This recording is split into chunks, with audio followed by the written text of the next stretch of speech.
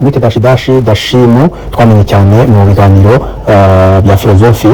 Dashimu ni umwe mu bagabo b'abahanga cyangwa se ni umwe mu basore b'abahanga usoma ibitabo bitandukanye, twamenye cyane nk'inzu y'ibitabo. Ni umugabo uzi gusesengura cyangwa uzi gusoma kandi utangaza amakuru mazima kandi yizewe kandi yuzuyemo ubwenge. Uyu mugabo twamufataga cyane nk'umwe mu basore cyangwa se uyu musore twamufataga nk'umwe mu basore b'abafilozofi twakunze kumwumva kenshi cyane yigurutsa ibintu bijyanye n'inshako cyangwa se ibintu bijyanye n'urushako. Uyu cyangwa se Dashimu twamenye cyane ku kiganiro akora inzu y'ibitabo, byagaragaye cyangwa se amafoto yagiye hanze byagaragaye ko yambitse impeta cyangwa se yamaze gutera ivi. Ubu ngubu ari mu rugendo rwo kwitegura kurushinga cyangwa se kubakana n'umukobwa bita niwe mugore Donata. Dashimu rero yagaragaye rwose yateye ivi, umukobwa mwiza, umukobwa w'igitangaza, umukobwa w'akataraboneka. Bigaragara ko rwose Dashimu yabyitondeye ndetse yabihaye umwanya kugira ngo ahitemo uwo bazabana.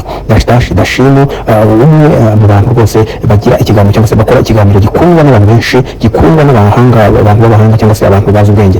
Yarabasabije abereka ko atazashaka cyangwa se abenshi baba bazi ko Dashimu atazashaka, bamufataga nk'umufilozofe, bamufataga nk'umuntu ibintu byo gushaka cyangwa se ibintu by'ingo bitareba cyangwa se utabyitayeho, ariko yamaze kubereka ko nawe akeneye kugira umuryango cyangwa se akeneye kugira umukunzi cyangwa se akeneye kugira umugore akabyara undi nakobwa akororoka.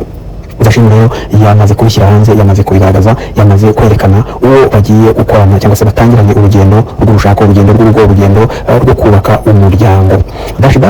Cyangwa se Dashimu w'ikiganiro inzu y'ibitabo ni umwe mu basore b'abanyamakuru dufite mu gihugu cy'u Rwanda biyubaha kandi batajya bivanga mu bintu ibyo ari byo byose. Ni umwe mu basore b'abanyamakuru dufite mu Rwanda bagira indangagaciro kandi bagira umurongo bagenderaho batajya batana. Ni umwe mu basore badatana, ni umwe mu basore bafite umurongo ngenderwaho, kandi iyo mu biganiro bye cyangwa se mu mivugire cyangwa se mu mvugo ye, Dashimu yumvikana nk'umuntu ushobora kuba ari umukristo wubaha Imana kandi ugendera ku mahame y'iyobokamana cyangwa se ku mahame yo kubaha Imana. Dashimu nuko ateye nicyo kimuranga.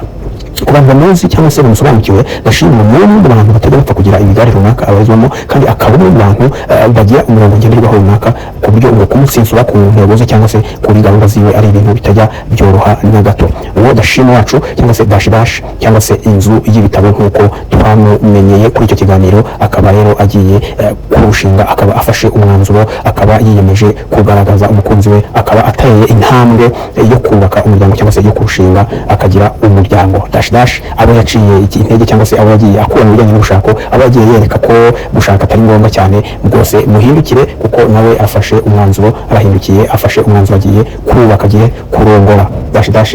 Afashe umwanzuro kandi mu by'ukuri nk'uko tubibonye cyangwa se nk'uko mubibona amafoto cyangwa se nk'uko mwabonye amafoto, Dashimu urabona ko ashatse umugore nawe yitondeye, yashishoje, umugore ubona ko afite indangagaciro, umugore ubona ko afite kwiyubaha, afite uburere, abona ko ari umugore ufite ahazaza heza h'urugo cyangwa se ahazaza heza ho kurera umuryango. Ubona ko ari umugore koko ubereye gukomokwaho n'umuryango nyarwanda. Urabona ko rero amakuru nakagaruka uko bigenda biza, uko bigenda bihinduka, tugenda tubaha amakuru nyuma ya nyamba. Urabona ko Dashimu nawe ateye intambwe muri uku kwezi. Uku kwezi no kumugisha mu kwezi kw'abasitari bacu, mu kwezi ko guhindura icyerekezo tukajya mu kindi.